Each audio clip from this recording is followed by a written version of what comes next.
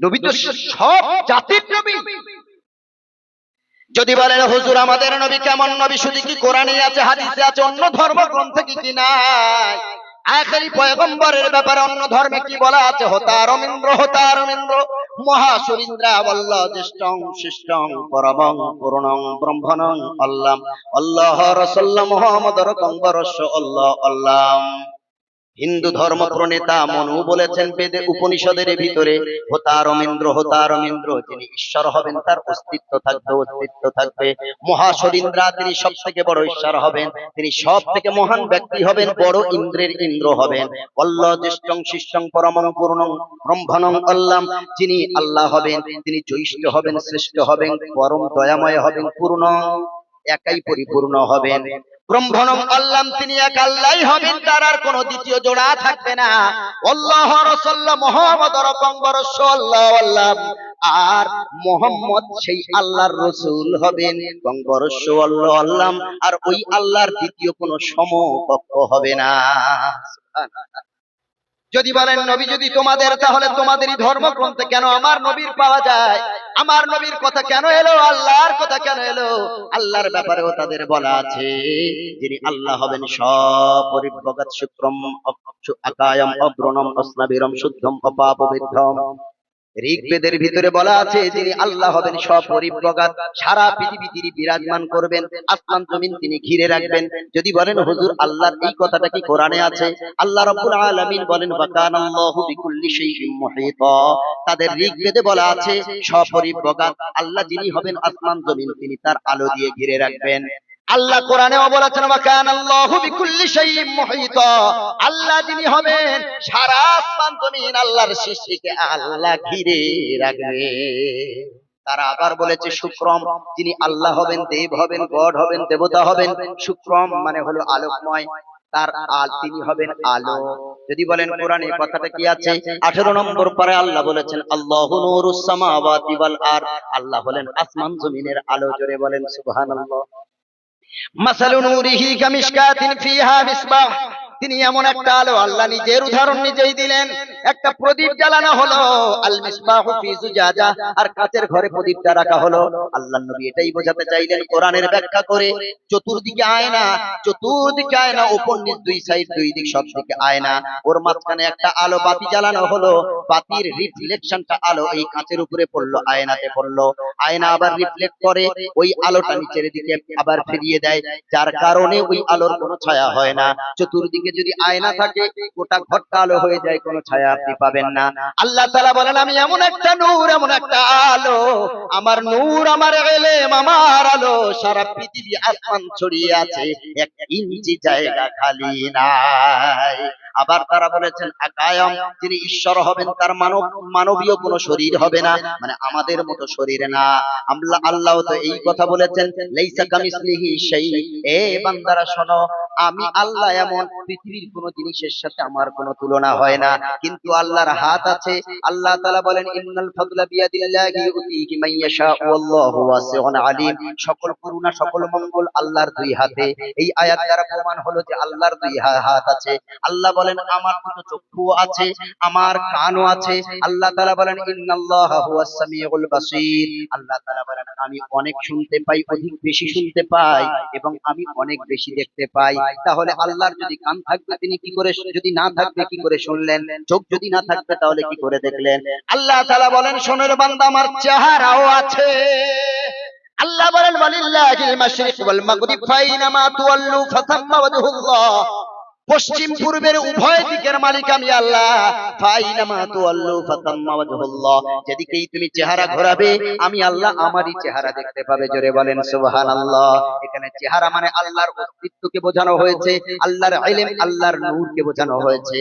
যেদিকেই তাকাবে সব জায়গা আল্লাহর। আল্লাহ তাআলা বলেন ইয়া মাশারাল জিন্নি ওয়াল ইনসি ইন ইসতাতাতুম আন তানফুযু মিন আকতারিস সামাওয়াতি ওয়াল আরদ ফানফুযু লা তানফুযুনা ইল্লা বিসুলতান। এ মানব জাতি, দানব জাতি, আমার দুনিয়া যদি তোর ভালো না লাগে, মিন আকতারিস সামাওয়াতি ওয়াল আরদ, আসমান জমিনের যে কোনো একটা কিনারা হতে পার হয়ে যা, আমার পৃথিবীতে থাকবি, আমার আকাশের নিচে থাকবি। যদি আমার শুকরিয়া আদায় করতে তোর কষ্ট হয়, আমার আসমান জমিন থেকে যে কোনো কিনারা হতে পার হয়ে যা।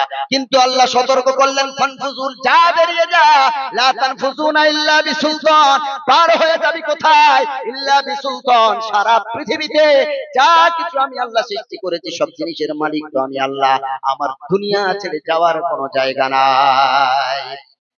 আল্লাহ বললেন আমার চেহারাও আছে।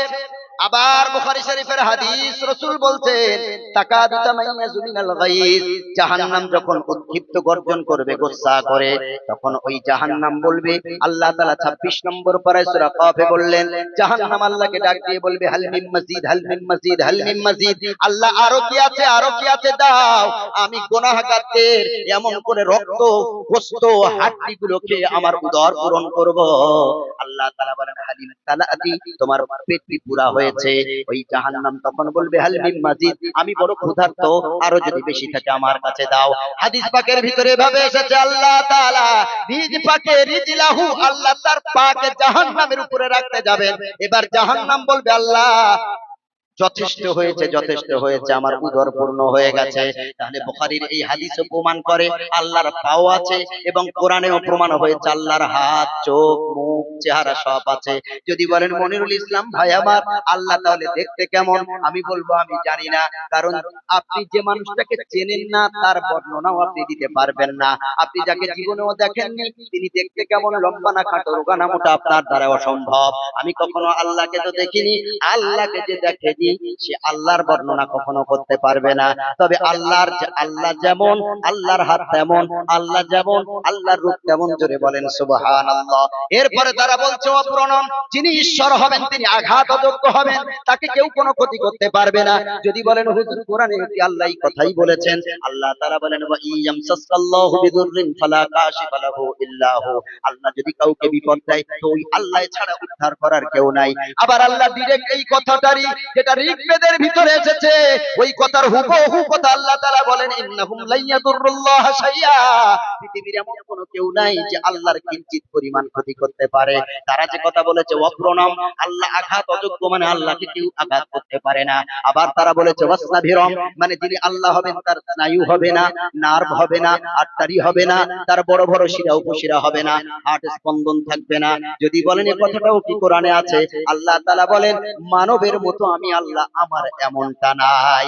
আল্লাহর যদি শিরা উপশিরা থাকতো, আল্লাহর ক্ষুধা লাগতো, ঘুমের প্রয়োজন হতো, আল্লাহ তাআলা আয়াতুল কুরসির ভিতরে বলেন, লা তাখুযুহু সিনাতুন ওয়ালা নাওম, ঘুম তো দূরের কথা, তন্দ্রা পর্যন্ত আমাকে তো ধরতে পারে না, স্পর্শ করে না। এরপরে তারা বলেছে শুদ্ধম, যিনি আল্লাহ হবেন তিনি হবেন শুদ্ধ, পবিত্র। আল্লাহ কি কোরআনে কথাও বলেন নাই? অবশ্যই বলেছেন। আল্লাহ তাআলা বলেছেন সুবহানাল্লাহি ওয়া তাআলা আম্মা ইউশরিকুন। আল্লাহ তাআলা বলেন সুবহানাক, আল্লাহই হলো অধিক পবিত্র। সুবহানাল্লাহ পড়ে জোরে বলেন। আল্লাহ তাআলা বলেন সুবহানাল্লাহি ওয়া তাআলা আম্মা ইউশরিকুন, তোমরা যেই জিনিসের শিরিক করো, যে জিনিসগুলোকে নিয়ে তোমরা শিরিক করো, আমি আল্লাহ ওই জিনিস থেকে পবিত্র। আবার তারা বলেছে অপাপবিদ্ধম, যিনি আল্লাহ হবেন পাপ থেকে তিনি দূরে থাকবেন, পাপ তাকে স্পর্শ করতে পারবে না, তার পাপ তার ধারে কাছেও যেতে পারবে না। যদি বলেন হুজুর এই কথাও কি আছে? অবশ্যই আছে। আল্লাহ তাআলা বলেন সুবহানা রাব্বিকা রাব্বিল ইজ্জাতি আম্মা ইয়াসিফুন। আবার আল্লাহ অন্য আয়াতে বলেন তাবারাকাল্লাযী বিয়াদিহিল মুলক ওয়া হুয়া আলা কুল্লি শাইইন কাদির। তাবারক মানে বরকতময়, পবিত্র। আল্লাহ তাআলা এটাই বলেছেন সুবহানাক। আল্লাহ তাআলা বলেন যে আমি এমন পবিত্র গো, আমাকে কোনো পাপ স্পর্শ করতে পারে না। যদি বলেন আল্লাহ শুধু মোল্লাদের, তাহলে এই তো দেখছি উপনিষদের ভিতরে আল্লাহর ব্যাপারে এত বড় এত সুন্দর আলোচনা। তারাই বলেছেন একদেব সর্বভূতেষু গুরু, সর্বব্যাপী সর্বভূতাত্মরাত্মা। তারা বলেছেন যিনি ঈশ্বর হবেন তিনি হবেন একজন, সর্বভূতেষু গুরু, প্রত্যেকটা জীবের অন্তরে তিনি গুপ্তভাবে অবস্থান করবেন, সর্বব্যাপী তিনি সর্বদিকে রাজত্ব করবেন, সর্বকিছুকে ঘিরে রাখবেন, সর্বভূতাত্মরাত্মা, তিনি প্রত্যেক জীবের অন্তরের অন্তরাত্মা হবেন। যদি বলেন কোরআনে কি এটা আছে? আল্লাহ তাআলা বলেন শোনো, ওয়া নাহনু আকরাবু ইলাইহি মিনকুম ওয়ালাকিন লা তুবসিরুন, এ বান্দারা শোনো, তোমার আত্মীয় স্বজন তোমার যত না কাছে থাকে মৃত্যুর সময়, আমি আল্লাহ তার থেকেও কাছে থাকি। তারা বলেছে যিনি ঈশ্বর হবেন তিনি তার দাসদের কাছে থাকবেন, দূরে না, তার গোলাম, তার দাস, তার বান্দা, তার বান্দি, তার সৃষ্টির কাছেই তিনি থাকবেন। আল্লাহ তো এটাই বলেছেন। আল্লাহ বলেন ফালাউলা ইদা বালাগাতিল হুলকুম ওয়া আনতুম হিনাইযিন তানজুরুন, যখন কোন মানুষের মৃত্যু কণ্ঠনালী পর্যন্ত চলে আসে, ওয়া আনতুম হিনাইযিন তানজুরুন, ওই সময়টা তোমরা শুধু তাদেরকে দেখা ছাড়া তোমাদের কোনো উপায় নেই। কিন্তু বান্দা একটু চিন্তা করো, ওয়া নাহনু আকরাবু ইলাইহি মিনকুম, তোমরা যারা তার কাছেই থাকো তার থেকে অধিক নিকটে আমি আল্লাহ থাকি। ওয়ালাকিন লা তুবসিরুন, তোমরা তোমাদের দুই চর্মকে তোমরা দেখতে পাবে না, কারণ আল্লাহকে দেখা অসম্ভব। আল্লাহ নিজেই বলেছেন লা তুদরিকুহুল আবসার ওয়া হুয়া ইউদরিকুল আবসার, তোমার চোখ আমি আল্লাহ আমাকে দেখতে পাবে না, কিন্তু আমার কুদরতের চোখ তোমাকে ঘিরে রাখবে। আল্লাহ রাব্বুল আলামিনের ব্যাপারে কি সুন্দর কথা হলো। তারা বলছে সর্বভূতেষু গুরুঃ, প্রত্যেকটা মানব জীবের ভিতরে তিনি গুপ্তভাবে অবস্থান করবেন, আবার সর্বব্যাপী তিনি সারা দুনিয়া ঘিরে রাখবেন। সর্বভূতাত্মরাত্মা, তিনি প্রত্যেক জীবের অন্তরের অন্তরাত্মা হবেন। যদি বলেন হুজুর আল্লাহ যে কাছে আছে বুঝলাম, কত কাছে বুঝলাম না। আল্লাহ রাব্বুল আলামিন সূরা কফের ভিতরে 26 নম্বর পারায় বলেন ওয়া নাহনু আকরাবু ইলাইহি মিন হাবলিল বারিদ, চোখের দৃষ্টি থেকে ঘাড়ের শিরানা যত কাছে, মূল শিরানা যত কাছে, তার থেকেও আমি আল্লাহ আমার বান্দার কাছে থাকি। সুবহানাল্লাহ। যদি বলেন এখানেও তো আল্লাহ কাছে বললেন, কিন্তু কত কাছে বুঝলাম না। আল্লাহ তাআলা আবার বললেন বান্দা 28 পারা কোন সম্ভবত 28 পারার 2 নম্বর পৃষ্ঠা শুরুর দিকে আয়াতটা আছে। আল্লাহ তাআলা বলেন, আল্লাহ রাব্বুল আলামিন বলেন মা ইয়াকুনু মিন নাজওয়া সালাসাতিন ইল্লা হুয়া রাবিউহুম ওয়ালা খামসাতিন ইল্লা হুয়া সাদিসুহুম ওয়ালা আদনা মিন যালিক ওয়ালা আকতার ইল্লা হুয়া মাহুম আইনামা তাকুনু, বান্দা যেখানে তুমি তিনজন পরামর্শ করো, ইল্লা হুয়া রাবিউহুম, আমি আল্লাহ চতুর্থ ওখানে থাকি, ওয়ালা খামসাতিন, যেখানে পাঁচজন পরামর্শ করো, ইল্লা হুয়া সাদিসুহুম, আমি 6 নম্বরটা ওখানে থাকি, ওয়ালা আদনা মিন যালিক, যদি তিনের থেকে কম আর পাঁচের থেকেও যদি পঞ্চম তোমরা থাকো, ওয়ালা আকতার ইল্লা হুয়া মাহুম, আর যদি তিনের অধিক থাকো আর পাঁচের অধিক থাকো, আইনামা তাকুনু, বান্দা তুমি যেখানে আমি আল্লাহ সেখানে। এইবারে আবার প্রশ্ন করবেন হুজুর এখানেও তো আল্লাহ কাছে, তবে ওই যে ঋগ্বেদের ভিতরে বলা হলো মানব জীবের অন্তরাত্মা আল্লাহ হবেন, এইটা কি আল্লাহ বলেছেন? অবশ্যই আল্লাহ তাআলা বলেছেন। আল্লাহ রাব্বুল আলামিন বলেন ওয়া ফি আনফুসিকুম, সুবহানাল্লাহ, জোরে বলেন না, আরে একটু জোরে বলেন না সুবহানাল্লাহ। আল্লাহ সকলের, যে আল্লাহকে এক বলে মানবে বাস আর নবীকে রাসূল বলে মেনে নেবে, সে জীবনে কল্যাণ পেয়ে যাবে, আখিরাতেও কল্যাণময় হবে ইনশাআল্লাহ। আল্লাহ তাআলা বলেন ওয়া ফি আনফুসিকুম, আমরা বলি নাফস, নাফস মানে হলো আত্মা, এর বহুবচন জামা হলো আনফুস। আল্লাহ তাআলা বলেন ওয়া ফি আনফুসিকুম, তোমাদের প্রত্যেকের নফসে আমি আল্লাহ আছি, আফালা তুবসিরুন, তোমরা তা দেখতে পাও না। আল্লাহ আছেন মানে কেমন আছেন? আল্লাহ তাআলা সশরীরে আছেন, সুম্মাস্তাবা আলাল আরশ, আমাদের আকীদা পরিষ্কার করে নেন। আল্লাহ তাআলা সশরীরে আছেন, সুম্মাস্তাবা আলাল আরশ, আরশ মুআল্লাতে আল্লাহ আছেন। তবে আল্লাহর ইলম বা আল্লাহর জ্ঞান বা আল্লাহর নূরের দৃষ্টি সারা পৃথিবী ঘিরে আছে, সকল মানুষের অন্তরে আছে। আল্লাহ তাআলা বলেন বান্দারে ওয়ামা তাসকুতু মিন ওয়ারাকাতিন ইল্লা ইয়ালামুহা ওয়ালা হাববাতিন ফি যুলুমাতিল আরদ, গাছের একটা পাতা পড়ে না যে আমি আল্লাহ জানবো না। শুধু পাতা নয়, ওয়ালা হাববাতিন ফি যুলুমাতিল আরদ, তুমি যখন ধানের দানা ছড়ালে, সরিষার দানা ছড়ালে, লঙ্কার দানা ছড়ালে, বেগুনের দানা ছড়ালে, ঢেঁড়সের দানা ছড়ালে, ওই দানাটা কাদার তলায় চলে যায়। আল্লাহ তাআলা বলেন ওয়ালা হাববাতিন ফি যুলুমাতিল আরদ, ওই কাদার অন্ধকারে যে দানাটা আছে, ওই দানার খবরও আমি আল্লাহ রাখি। আল্লাহ তাআলা বলেন আমি আল্লাহ কেমন খবর রাখি? ইন্নাল্লাহা ফালিকুল হাব্বি ওয়ান নাবা ইখরিজুল হাইয়্যা মিনাল মাইয়্যিতি ওয়া মুখরিজুল মাইয়্যিতি মিনাল হাইয়্য। আল্লাহ তাআলা বলেন যেই দানা তুমি ছড়িয়ে দিলে, এই দানা ছিল মৃত, কাদার ভিতরে গেল, পানি পেল, হাওয়া পেল, সূর্যের আলো পেল, আমি আল্লাহ এই উপকরণগুলো দিয়ে ওই মৃত দানাটাকে আমি আল্লাহ জীবিত বানালাম। ফালিকুল হাব্বি ওয়ান নাবা, আমি আল্লাহ ওই খাদ্য শস্য থেকে, কাদার ভিতর থেকে পুড়ে আমি আল্লাহ গাছ অঙ্কুরিত করলাম। সুবহানাল্লাহ, সুবহানাল্লাহ। ও ভাই, আল্লাহর ব্যাপারে তো দেখছি এক প্রমাণ পাওয়া যায়। এখন নাস্তিকবাদ যারা লালন করে, যারা বলে আল্লাহ নাই, ঈশ্বর নাই, গড নাই, দেবতা নাই, কিছুই নাই, তাদের সাথে আমাদের কোনো সম্পর্ক নাই। এই আমাদের এখন জেলে বেচারি এখন ভর্তি, কোথায় যেন জেলে, কোন থানায় বন্দী আছে, মুফতি আব্দুল আল মাসুদ মুফতি সাহেব, এখন নাস্তিক হয়েছে, নাউজুবিল্লাহ পড়ে। 10 বছর মসজিদ ইমামতিও করলো। এখন এই কল্যাণীর এই দিকে কোথায় আমি একটা ভিডিওতে দেখলাম, এতদিন জানতামও না যে আমাদের ইন্ডিয়াতেও আছে। মুফতি সাহেব সে এখন বলে আল্লাহ বলে কিছুই নাই, আর আমাদের নবী সাল্লাল্লাহু আলাইহি সাল্লাম নাকি ধর্ষক ছিলেন। নাউজুবিল্লাহ। পড়ে 7 বছরের মেয়েকে নাকি বিয়ে করে ধর্ষণ করেছেন। ছি ছি, আস্তাগফিরুল্লাহ। তুই মুফতি হলি কি করে?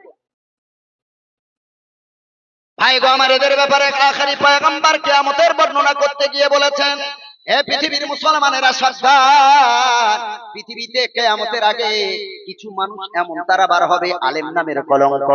তারা কি হবে? আল্লাহ নবী সাল্লাল্লাহু আলাইহি ওয়াসাল্লাম বলেন, ওয়ায়াবিগু ফিহা আকওয়ামুন দীনাহুম বিআরাদিন মিনাদ দুনিয়া। কিয়ামতের আগে কিছু মানুষ পয়সার লোভে তাদের ধর্মকে বিক্রি করে ফেলবে। আবু দাউদে আছে, ওয়ায়াবিগু ফিহা আকওয়ামুন খলাকাহুম বিআরাদিন মিনাদ দুনিয়া। পয়সার জন্য, দুনিয়ার স্বার্থের জন্য তাদের চরিত্রকে তারা বিক্রি করে দেবে। সেই হাদিস এই এরা। কতজন হাফেজ দেখলাম, আর কতজন দেখলাম নাউজুবিল্লাহ। ও সব কথা মানবেন না। আল্লাহ নবী যদি সত্য না হবেন তো অন্যান্য ধর্মগ্রন্থে থাকতো না। নবীর ব্যাপারে কি চমৎকার কথা তাদের ধর্মগ্রন্থে বলা আছে। অসমেন্নে ভবিষ্যতি মহাদশকাল কি নামনা তস্যপিতু নামনা বিষ্ণু যশমাতু নামনা সুমতি। তারাই বলেছে এই শেষ যুগে, এই জামানায় ভবিষ্যতে একজন নবী আসবেন, মহাযশকাল কি নামনা, যার নামের অর্থ হবে প্রশংসিত, অধিক প্রশংসিত। কালকি নামে তিনি শেষ অবতার হয়ে দুনিয়াতে আসবেন। কালকি নামের অর্থ হলো অশুভ ধ্বংসকারী, গুনাহকে দূর করে আর হেদায়েত আনায়নকারী। তার মানে বোঝা গেল কালকি নামের মানেই হলো আমার নবী মুহাম্মদ সাল্লাল্লাহু আলাইহি সাল্লাম। কারণ নবী কাবা ঘরে গিয়ে বলেছিলেন, কুল জা আল হক ওয়া যাহাকাল বাতিল ইন্নাল বাতিলা কানা যাহুকা। সত্য চলে এসেছে, মিথ্যা বিলুপ্ত হওয়ার সময় এসে গেছে, আর মিথ্যা অবশ্যই বিলুপ্ত হওয়ারই ছিল। ভাই গো আমার, নবী নিজেকেই সত্য বলে দাবিদার করেছেন। তার মানে তারা যে কথাই বলেছে কালকি নামনা, অশুভ ধ্বংসকারী একটা মানুষের আবির্ভাব হবে। তস্যপিতু নামনা বিষ্ণু যশ, তার বাবার নাম হবে বিষ্ণু যশ। বিষ্ণু মানে ভগবান, আর যশ মানে গোলাম বা দাস। তার মানে তিনি ঈশ্বরের দাস হবে, তার নামের অর্থ হবে ঈশ্বরের দাস। আমরা সকলে জানি আমাদের নবীর আব্বা জানের নাম ছিল আব্দুল্লাহ। আব্দুল মানে দাস বা গোলাম, আল্লাহ মানে আল্লাহ বা ঈশ্বর। যাই বলেন তাই হলো। তারাই বলল, শোনো, তার বাবার নামের অর্থ হবে আল্লাহর দাস। সুবহানাল্লাহ। আবার তারা বলেছে মাতু নামনা সুমতি, তার মায়ের নাম হবে সুমতি। সু মানে সুন্দর, মতি মানে মাইন্ড বা মন। আমাদের আম্মা জানের নাম ছিল আমিনা। আমিনা মানে যিনি শান্ত প্রকৃতির মহিলা। আমিনা মানে সুমতি। সুবহানাল্লাহ। যদি বলেন এখানে তো আমার নবীর ব্যাপারে বলা হয়েছে, এটা তো ক্লিয়ার পেলাম না। আরো শোনেন নবীর ব্যাপারে কি বলা হয়েছে। ম্লেচ্ছ ধর্ম অধিষ্ঠানং তত ভবত্যিষ্যতে, মোহাম্মদ নামনা নেতা শিষ্য তো শোনা থাকা। ভবিষ্য পুরাণের সুরাতগুলো আপনাকে শোনাচ্ছি। আখেরি পয়গম্বরের ব্যাপারে বলা হলো, ম্লেচ্ছ ধর্ম অধিষ্ঠান, আরব জাতির ভিতরে আরব জাতির ভিতরে একটা ধর্ম প্রতিষ্ঠিত হবে, মোহাম্মদ নামনা নেতা। ওই ধর্মের নেতা হবে মোহাম্মদ। জোরে বলেন সুবহানাল্লাহ। জোরে বলেন না সুবহানাল্লাহ। আমার নবীর নামই এসেছে মোহাম্মদ নামনা নেতা, ওই জাতির নেতা হবে মোহাম্মদ। ভাই গো, আরো কত সুন্দর কথা বলছে তারা। শিষ্য শোনা থাকা, তার যারা অনুসারী হবেন, সাহাবী হবে, শোনা থাকা, তারা সত্যান্বেষী হবে। তারা মিথ্যা থেকে দূরে থাকবেন, হারাম থেকে দূরে থাকবেন, তারা হালালকে গ্রহণ করবেন। জোরে বলেন সুবহানাল্লাহ। যদি বলেন আরো প্রমাণ নেন, তারাই বলেছে, হে নারা সংসত অবস্পৃষ্টা ইদং রাষ্ট্রম। হে মানে নারা সংস মানে সমস্ত মানুষের শ্রেষ্ঠ মানুষ। তবস্পৃষ্টা ইদং রাষ্ট্রম, তিনি হবেন গোটা জাতির নেতা। এটা কি কোরআনে নাই? সম্ভবত 17 নম্বর পারার 10 নম্বর পৃষ্ঠা আল্লাহ তাআলা বলেন, ওয়া মা আরসালনাকা ইল্লা রাহমাতাল লিল আলামিন। আল্লাহ তাআলা বলেন, ও নবী গো, দুই জগতের জন্য আপনাকে নেতা বা রহমতের নবী করে পাঠানো হয়েছে। কোরআনে আল্লাহ তাআলা বলেন দুই জগতের নেতা আপনি। তারাও বলছে, হে নারা সংসদ অবস্পৃষ্টা ইদং রাষ্ট্রম, হে মানব জাতির মহামানব, আপনি হবেন গোটা জাতির নেতা। আবার তারা বলছে সত্যং চিৎ সবসংমহ, যিনি আখেরি পয়গম্বর হবেন, তিনি শেষ কল্কি অবতার হবেন। সত্যং চিৎ, তিনি চির সত্যবাদী হবেন। সবসং মানে অধিক প্রশংসনীয়, অধিক প্রশংসিত। মহ মানে মহান। তারা বলেছে যিনি আখেরি পয়গম্বর হবেন, অধিক প্রশংসিত মহান ব্যক্তি হবেন। সুবহানাল্লাহ। আরো সুন্দর ক্লিয়ার করেন, কি চমৎকার কথা তারা বলেছে, উচ্চালাম পাধারিত পুষ্পাঞ্জলি, যিনি শেষ নবী হবেন তিনি ইসলাম ধর্মের প্রচারক হবেন। ওই ইসলাম ধর্মের প্রচারক কেমন হবেন, নামাজের দিকে তিনি গোপনে ডাকবেন না। উচ্চালাম পাধারিত পুষ্পাঞ্জলি, তিনি নামাজকে আজানের মাধ্যমে উচ্চ আওয়াজে তিনি আহ্বান করবেন। জোরে বলেন সুবহানাল্লাহ। বলো গো বাবাজি, আজান কি ইসলাম ধর্ম ছাড়া অন্য ধর্ম কি আছে? আছে? বোঝা গেল পরিষ্কার নবীর ব্যাপারে ইসলামের ব্যাপারে বলা হয়েছে। আর সুন্দর কথা তারাই বলেছে, মদবর্তিতা দেবা দোকারান্তে পকর্তিতা বিষ মাংস ভক্ষিত সদা বেদ শাস্ত্র তস্মিতা। তারাই বলেছে যিনি মোহাম্মদ হবেন, যিনি কল্কি অবতার হবেন, যিনি ঈশ্বরের দাস হবেন, মদবর্তিতা দেবা, তার যে নাম হবে সেই নামের প্রথম অক্ষর হবে ম, দোকারান্তে পকর্তিতা, তার শেষের অক্ষরটা হবে দ, বিষ মাংস ভক্ষিত সদা, তিনি হালাল প্রাণীর মাংস বা গোশত ভক্ষণ করবেন। সুবহানাল্লাহ। পরে আপনারাই বলেন আমার নবীজি মুরগির গোশত, তুম্বার গোশত, উটের গোশত এগুলো খেয়েছেন না খাননি? বলেন না একটু। নবীজির কোরআনে হাদিসেও নাই নবীজি কখনো গরু খেয়েছেন, হাদিস নাই। অনেক আলেম তো বসে আছেন, কখন কেউ পেয়েছেন যে নবীজি গরু খেয়েছেন? কিন্তু আল্লাহ গরু হালাল করেছেন। মুসনাদে আহমদের এক হাদিসে নবীজি বলেছেন, আলাইকুম বিআলবানিল বাকার, তোমরা গরুর দুধ পান করো আর গরুর দুধের ঘি তোমরা খাও, এতে শেফা আছে। লুহুমিহা দাউ, আল্লাহর নবী বলেন এর গোশতে আছে ক্ষতি।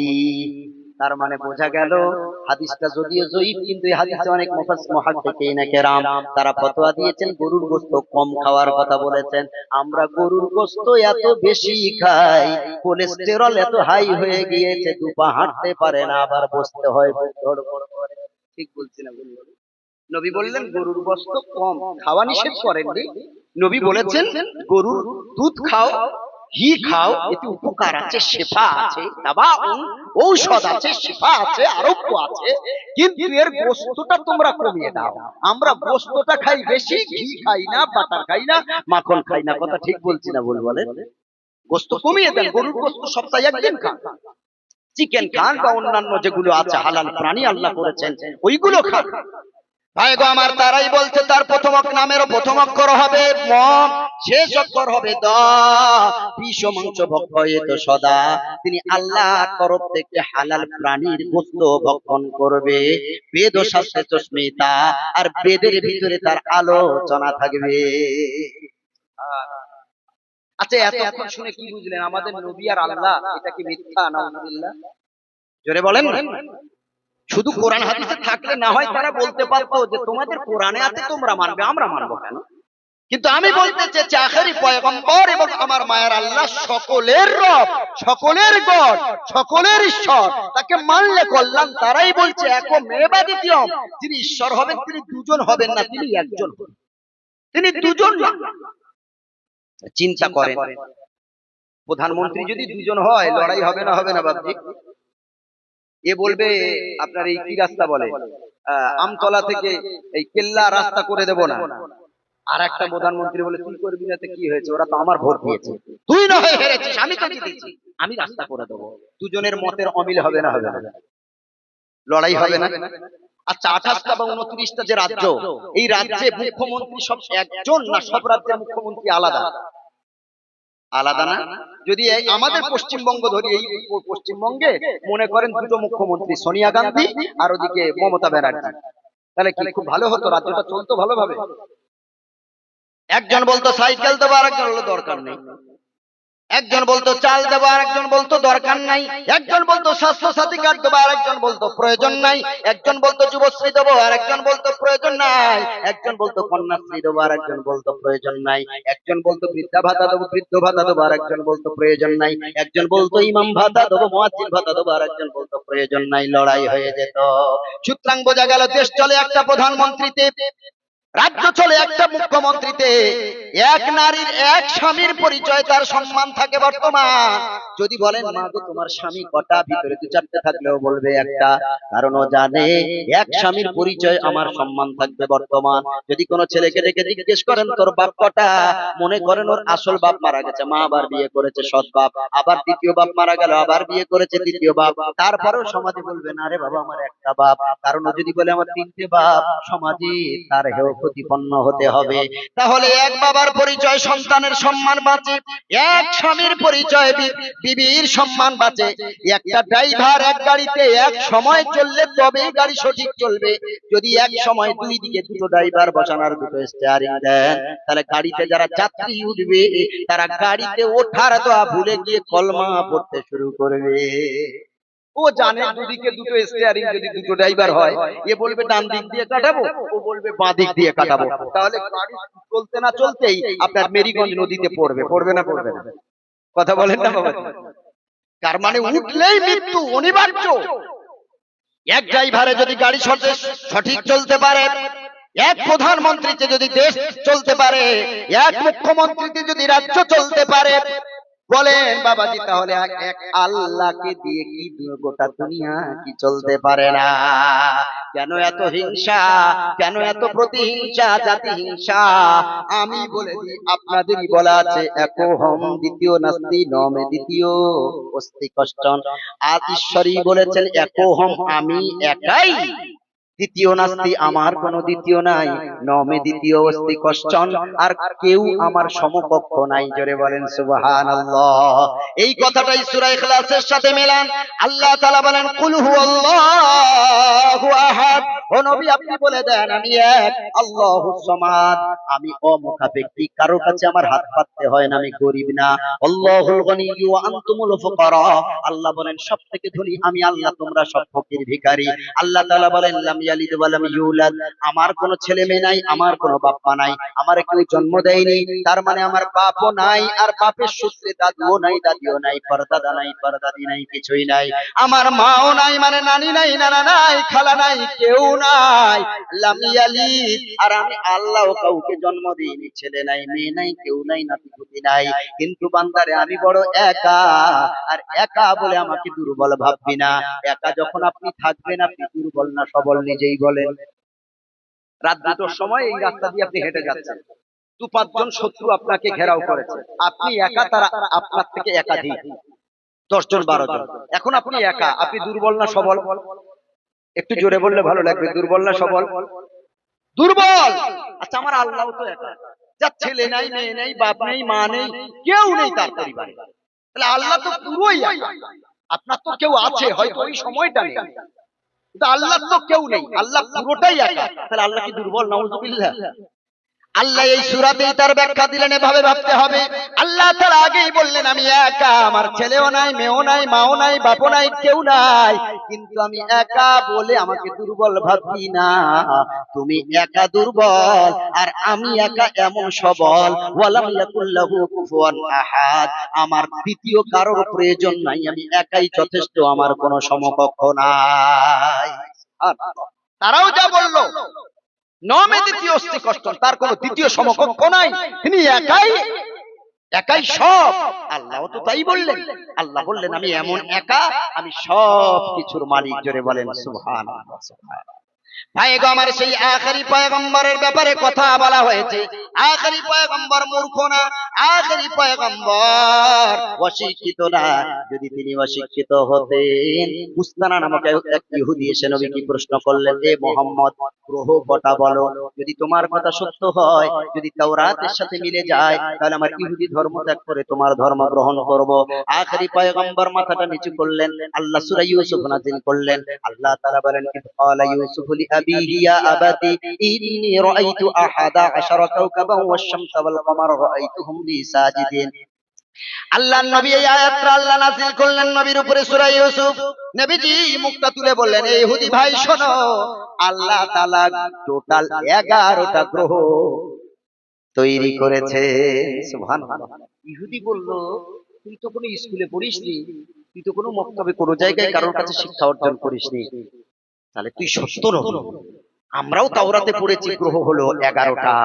কারণ ইউসুফ নবী স্বপ্ন দেখলেন, আব্বাকে দেখে বলছে, আব্বা আমি স্বপ্ন দেখছি 11টা গ্রহ, ওয়াশ-শামসা ওয়াল কামার, সূর্য এবং চন্দ্র যেটাকে উপগ্রহ বলা হয়, রাআইতুহুম লি সাজিদিন, আমি দেখলাম সেগুলো সব আমার পায়ে সিজদা দিয়েছে। এই আয়াতই প্রমাণ করে গ্রহ হলো 11টা। জোরে বলেন সুবহানাল্লাহ। আল্লাহর নবীর এই কথা শুনে, উত্তর শুনে, ওই ইহুদি ওই জায়গায় দাঁড়িয়ে বলল, মোহাম্মদ তুমি সত্য নবী, আমি বুঝতে পেরেছি। হাতে হাত দিয়ে সাথে সাথে ইহুদি ধর্ম ত্যাগ করে নবীজির হাতে হাত দিয়ে কালেমা পড়ে মুসলমান হয়ে গেছে। তাহলে কত বড় বিজ্ঞানী নবী, একটু চিন্তা করেন। ভাই গো আমার, কত বড় বিজ্ঞানী নবী শোনেন। যেই প্রশ্ন একজন গাইনোকোলজিস্টের কাছে করার দরকার, নারীদের ঋতু সম্পর্কে প্রশ্ন, গাইনোকোলজিস্টরা এর প্রশ্নের উত্তর দিতে পারবে। 1500 বছর আগে আমার নবীকে প্রশ্ন করা হলো, ইয়াসআলুনাকা আনিল মাহিজ, ঋতু সম্পর্কে নবীজি আপনার কি ধারণা, আপনি জানান। নবীজি বললেন, কুল হুয়া আযা, ঋতু হলো কষ্ট।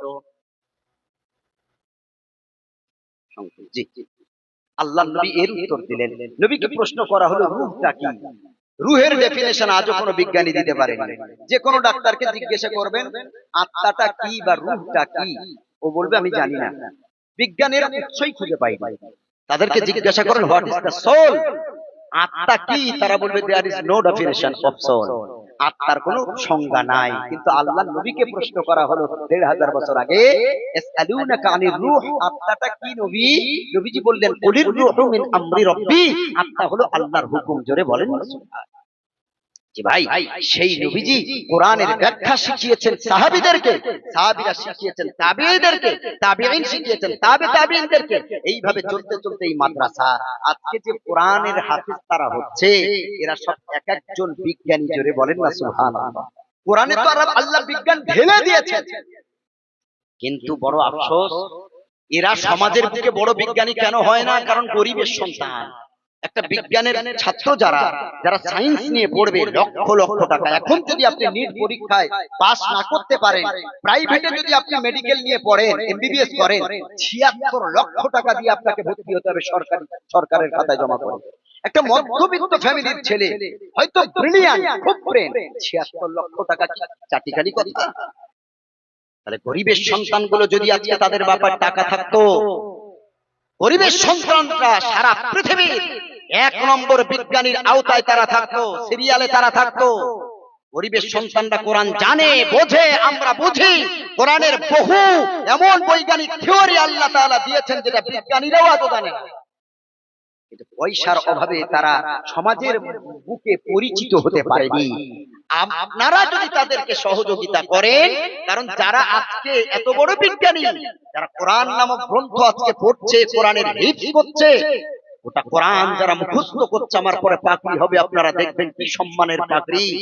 আজকে তারা ঘুমায় কোথায়? এই ঠান্ডাতে মেঝের উপরে, ফ্লোরের উপরে একটা তক্ত বসে, ছেঁড়া চাটাই বিছিয়ে, একটা কাঁথা বিছিয়ে তারা ঘুমায়। আর আপনার ছেলেটা দামি নামি দামি গদির উপরে, আর কি বলে, সোফার উপরে, খাটের উপরে ঘুমায়। মশা যদি তাদের কামড়ায়, ওর কাছে ওর মা নাই, মশারিটা খাটিয়ে দেবে। আহারে কত কষ্ট তাদের। একটা বাচ্চা যদি না খেতে পেয়ে ঘুমিয়ে পড়ে, ওই বাচ্চার কাছে মা আসবে না, এসে বলবে না বাবা সারা রাত না খেয়ে ঘুম আসতে, খেয়ে নে। সারা রাত না খেয়ে বাচ্চাটা ঘুমাবে, কারণ মাদ্রাসার খাবার টাইম ধরে দেওয়া হয়, যখন তখন দেওয়া হয় না। এদের পাশে দাঁড়াবে কে? সরকার নাই, কেউ নাই। আমাদের আপনার মতো পাবলিক, আমরা মানুষ। মাদ্রাসা পেলে কোরআন বেঁচে থাকুক, মাদ্রাসা বেঁচে থাকুক, দ্বীন বেঁচে থাকুক। কারণ জন্ম থেকে শুরু করে আর মৃত্যু পর্যন্ত এই আলেমদের প্রয়োজন। জন্ম হওয়ার পর আলেমরাই কানে আজান দেবে, বিয়েও পড়াবে যুবক বয়সে ওই আলেমরা, আবার মৃত্যুর পর জানাজাও পড়াবে ওই আলেমরা। তাহলে জন্ম থেকে মৃত্যু পর্যন্ত আলেম বিনে আপনি চলতে পারবেন না। সেই আলেম কি করে বাঁচে? সেই মাদ্রাসা, কোরআনের ফ্যাক্টরি কিভাবে বাঁচে? এইগুলোর জন্য আমাদের এগিয়ে আসতে হবে। তারা একটু ডিম, একটু আখরোট, একটু পেস্তা বাদাম, একটু দুধ তারা পায় না, যেগুলো খেলে ব্রেন বাড়বে, ক্যালসিয়াম বাড়বে, আয়রন বাড়বে, হিমোগ্লোবিন বাড়বে, ফসফরাস বাড়বে, এগুলো তারা পায় না। তবে আল্লাহর বরকত, তারা ওই পান কাজা খায়, ওতেই আল্লাহ সব হিমোগ্লোবিন আর সব ভিটামিন ঢেলে দেয়। সুবহানাল্লাহ। একটু সবাই সমর্থন করবেন তো ইনশাআল্লাহ। মাদ্রাসা খারাপ না, আমি গতকাল বকুলতলা মাদ্রাসায় এই কথা বলেছি। মাদ্রাসা খারাপ না, মাদ্রাসার বিরোধিতা করবেন না, কোরআনের বিরোধিতা করবেন না। কমিটিও খারাপ হতে পারে, কোন ব্যক্তি ইন্ডিভিজুয়াল, কোন মানুষ তার চরিত্র খারাপ হতে পারে, কিন্তু মাদ্রাসা খারাপ না। আপনি সাধারণ কর্মী হিসেবে কোনো পদ আপনাকে দেওয়া হয়নি, সাধারণ কর্মী হিসেবে আপনি পয়সা দিয়ে, চাল দিয়ে, আলু দিয়ে, তেল দিয়ে, ওদের পাঞ্জাবি দিয়ে, একটা মাদুর কিনে দিয়ে, একটা কোরআন দিয়ে আপনি গোপনে গোপনে সাহায্য করুন। এইটাই আল্লাহর কাছে শ্রেষ্ঠ হবে। আল্লাহ আমাদের সকলকে বোঝার তৌফিক দান করুক। মৃত্যু পর্যন্ত মাদ্রাসার হিতাকাঙ্ক্ষী, শুভাকাঙ্ক্ষী হিসেবে আল্লাহ কবুল করে নিক। সকলে বলেন আল্লাহুম্মা আমিন। এখানেই আমার এই ক্ষুদ্র বক্তব্য শেষ করছি। এখন সম্ভবত হাফেজে কোরআন যারা কোরআন হিফজ কমপ্লিট করেছেন তাদেরকে পাগড়ি দেওয়া হবে। তারপর আপনাদের পরিচিত হাফেজ সাইফুল্লাহ সাহেব তিনি এসে গেছেন, সম্ভবত তিনি ওয়াজ করবেন, আপনারা শুনবেন। ওয়া আখিরু দাওয়ানা আনিল হামদুলিল্লাহি রাব্বিল আলামিন। আসসালামু আলাইকুম ওয়া রাহমাতুল্লাহি ওয়া বারাকাতুহু।